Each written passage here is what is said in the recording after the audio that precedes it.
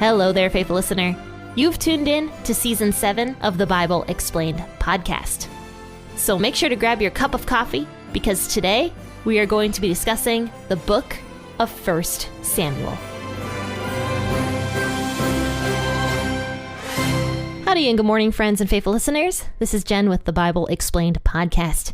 Today we're in 1 Samuel chapter 2, and we're going to be talking more about Hannah, more about little Samuel, and now about Eli's sons. And Eli's sons are some crazy, crazy people. Very terrible people, actually. So we're going to get into that today. So make sure to grab your cup of 7 Weeks coffee this morning, the coffee brand that supports life in the womb, and also your cup of tea. For you crazy tea drinkers that don't like coffee for some reason. And you know what? I have to tell you guys. Speaking of tea, I have to rant about it for a moment. So I got this new fireplace thing for my fireplace. It's like an insert, and you can actually cook on top of it. It gets very hot. And so I've been boiling hot water on top of it because, my house gets very, very dry with all of that heat, all that dry heat. So we've been boiling water, and I got like this teapot because I'm like, you know what? It's going to be so cute if I boil water in this teapot on top of the fireplace. And so I've been doing that, and I got this new tea that I wanted to try from this coffee shop I go to. And it was like an Earl Grey winter blend tea. And I'm like, oh, that sounds interesting. I got it. I'm currently drinking it because for some reason I thought it would be a good idea. And it's just bad. Like, it is truly, I think, the worst tea I've ever had. It tastes like what I imagine turpentine tastes like. And it's so funny because everybody says coffee is really bitter, but I don't think of coffee, I guess, as bitter. But this is bitter. This Earl Grey wintertime tea is just bitter. But anyway, that's my daily rant about tea. I don't know why I keep drinking it. I don't know why I keep thinking it's a good idea to drink tea. All right, let's go ahead and read 1 Samuel chapter 2, verses 12 through 21 today. We'll be reading this out of the WEB as usual, but please feel free to grab the version of the Bible that you prefer to read out of, and also your cup of coffee or your cup of tea. Let's enjoy reading God's word together this morning with our hot beverage. Now the sons of Eli were wicked men. They didn't know Yahweh. The custom of the priests with the people was that when anyone offered a sacrifice, the priest's servant came while the meat was boiling with a fork of 3 teeth in his hand. Then he stabbed it into the pan or the kettle or the cauldron or the pot. The priest took all that the fork brought up for himself. They did this to all the Israelites who came there to Shiloh. Yes, before they burned the fat, the priest's servant came and said to the man who sacrificed, "Give meat to roast for the priest, for he will not accept boiled meat from you, but raw." If the man said to him, "Let the fat be burned first, then take as much as your soul desires," then he would say, "No, but you shall give it to me now, and if not, I will take it by force." The sin of the young men was very great before Yahweh, for the men despised Yahweh's offering. But Samuel ministered before Yahweh, being a child, clothed with a linen ephod. Moreover, his mother made him a little robe, and brought it to him from year to year when she came up with her husband to offer the yearly sacrifice. Eli blessed Elkanah and his wife and said, "May Yahweh give you offspring from this woman for the petition which she has asked of Yahweh." Then they went to their own home, and Yahweh visited Hannah, and she conceived and bore 3 sons and 2 daughters. The child Samuel grew before Yahweh. So Eli was the current judge of Israel at this time period, and he had these 2 sons, and they were very wicked sons. I forget their names, actually. Let me go back and look at that. Their names are in chapter 1.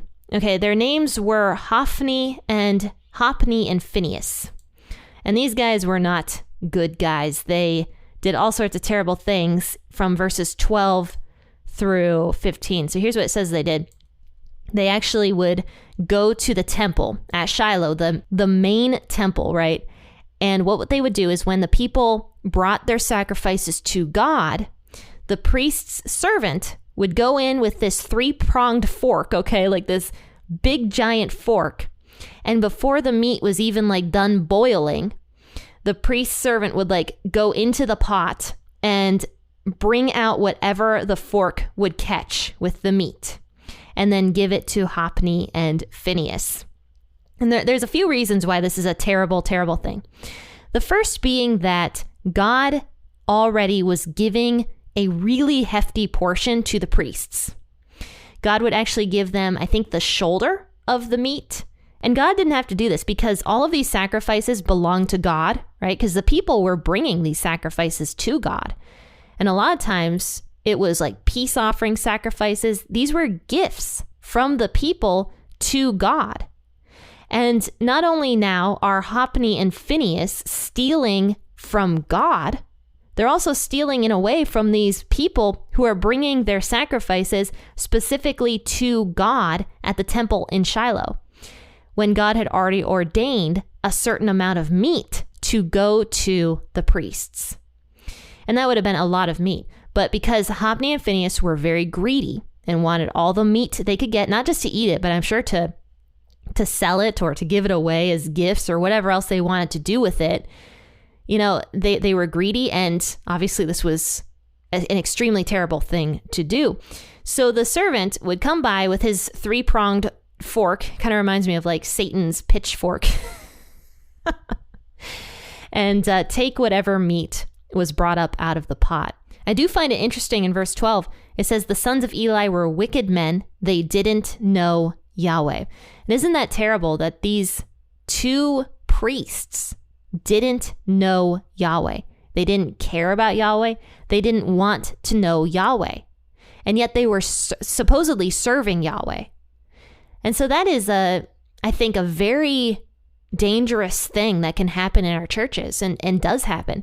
Even Jesus himself in the New Testament says that the church is similar to a mustard tree that gets really big, and crows come in and live in the mustard tree. And all of that is an analogy to prove that, you know, the mustard tree gets very big, the church grew very big, and yet these crows, you know, these birds that signify death, come in and live in the branches of that mustard tree.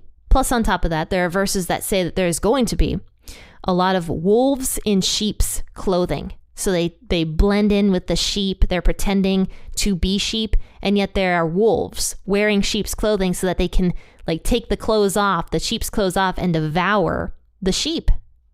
And so Jesus says these things are going to happen.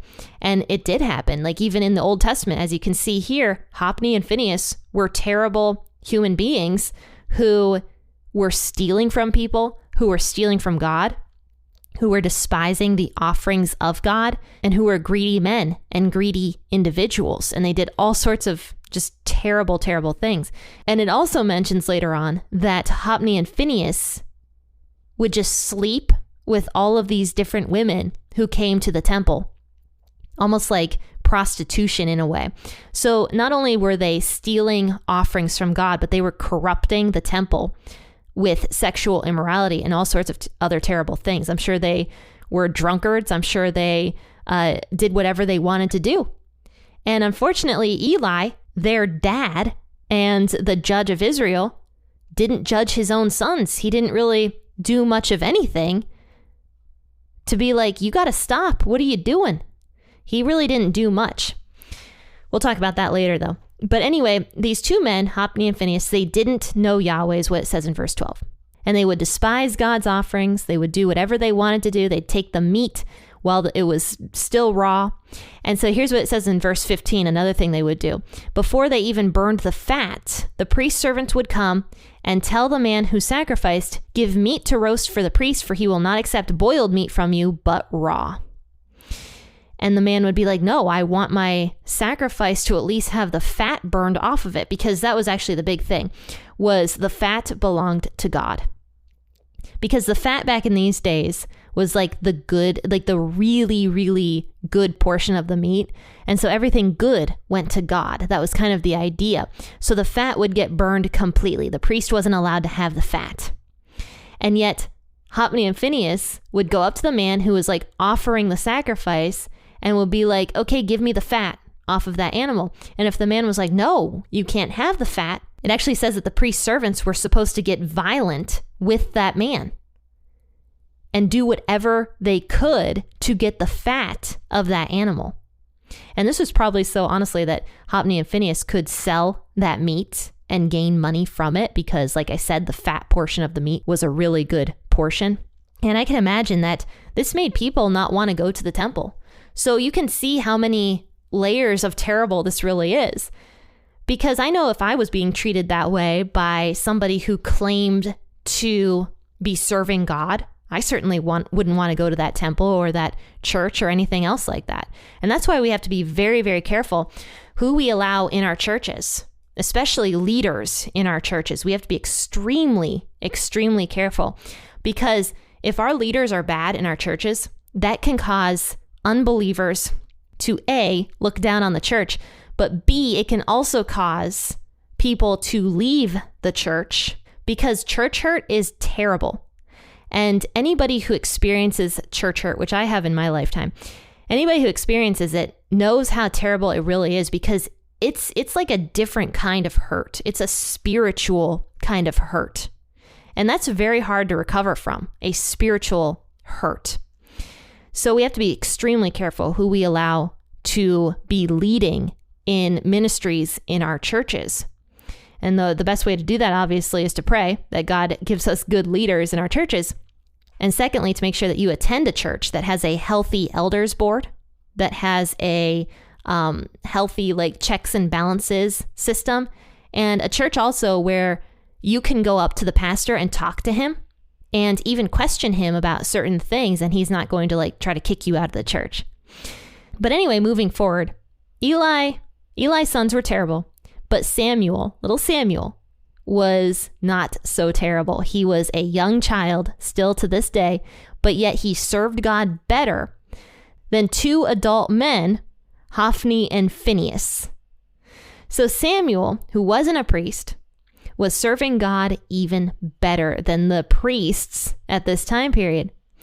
And it actually says that Samuel ministered, being a child, clothed with a linen ephod. And the linen ephod was actually what priests were supposed to wear.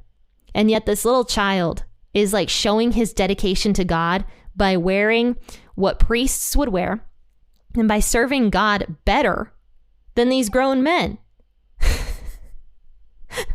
A little child serving God better than the grown men. And then it says every year his mother would come to the temple on their yearly trip to the temple, and she would make him a little robe. She would make Samuel a little robe. So you can see Hannah still loves her child very much, is probably looking forward to this trip every single year. And here's another thing that's really interesting about this. It says that one year, Eli goes up to Elkanah and to Hannah, Samuel's parents, and he says to them, "May Yahweh bless you for what you have done for little Samuel and for the sacrifice that you made with Samuel. May Yahweh bless you." And what ends up happening is Hannah, after that blessing is made, Hannah ends up having 5 more children. So years went by of Hannah once again not being able to conceive. So not only did Hannah have infertility from the get-go, she had secondary infertility. And I know a lot of women have experienced secondary infertility, and it's very hard, right? Women who want to have another child but are struggling to conceive again. It's been years since Hannah has had a child, possibly 8 years up until this point of Hannah having no children. But God can do amazing things. And Hannah, even though she experienced infertility once and twice, all of a sudden has a ton of kids. And this brings me back to Hannah's prayer that we talked about on Monday. What does it say here at the end of the prayer? It says that in verse 5, those who are hungry are satisfied. Yes, the barren has borne 7, and she who has many children languishes. So when Hannah first made that prayer, she had only had 1 child. She was a barren woman who was able to have 1 child. And I think she believed in the promise maybe that someday she would have more children. And even though she didn't end up having 7 children, she ended up having 6 children. She was a barren woman who had 6 children at the end of it. Now, of course, if I get really theological here, I could be like, well, the 7th child could have been Jesus because he's a child that has been given to all of us, his birth and all that. So yeah, Hannah did have 7 children if you include the birth of Jesus in there, because Jesus is for all of us. Maybe I'm stretching it kind of a little bit, but it is kind of cool though. Hannah ended up having 6 children, even though she struggled her entire life with infertility. She ended up having 6 children. And I can imagine that she felt so blessed by God at the end of all of that, especially since she did give up her only child for years. For many years, she gave up her only child and didn't have more children. But yet at the end, God still blessed her with even more children. And I find that really, really beautiful. All right, faithful listeners. Well, I hope that you all enjoyed today's episode, and I hope it brought some encouragement to you guys, especially anybody who listens to this who, struggles with infertility or something like that. It's not the end of the story. Like, God absolutely can do anything he wants. He can give you a child, even if you have experienced the most extreme case of infertility ever. He can still give you a child, and I believe that very strongly. But anyway, faithful listeners, I am going to let you all go, and I hope that you check out all the links in the description of this podcast episode. Check out all the new merch that I got in the P40 Ministries shop. That's going to be linked as well in the description. But guys, I will see you all tomorrow for an episode out of Acts. I hope to see you there. Happy listening, and God bless.